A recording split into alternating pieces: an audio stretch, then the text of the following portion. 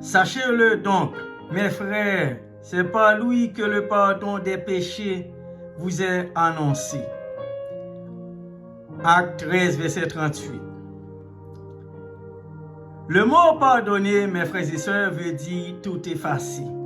Faire table rase, faire grâce. Annuler une dette.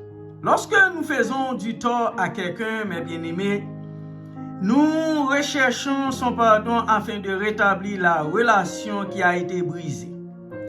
Le pardon n'est pas accordé parce que le coupable mérite d'être pardonné. Personne ne mérite d'être pardonné, mes frères et sœurs.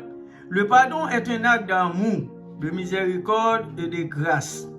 Le pardon est une décision de ne garder aucune rancœur envers quelqu'un malgré ce qu'il vous a fait. La Bible nous dit, mes bien-aimés, que nous avons tous besoin du pardon de Dieu. Nous avons tous commis des péchés.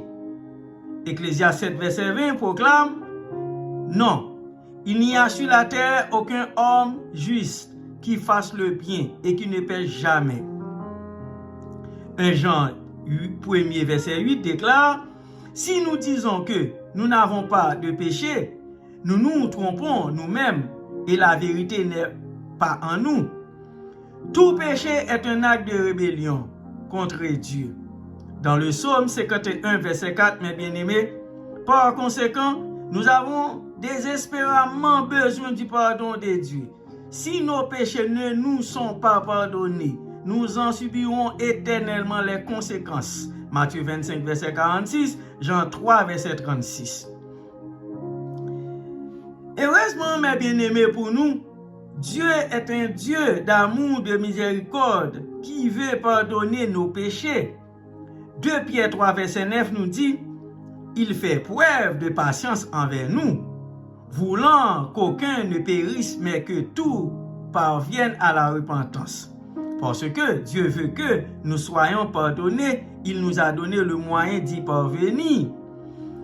Le seul juste châtiment pour nos péchés, mes frères et sœurs, c'est la mort. La première moitié de Romains 6, verset 23 déclare, en effet, le salaire du péché, c'est la mort.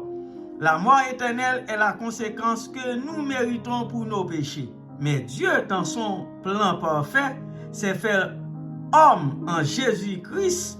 Jean 1er, verset 1er, 14. Jésus est mort sur la croix pour prendre sur lui la condamnation que nous méritons. La mort. 2 Corinthiens 5, verset 21 nous apprend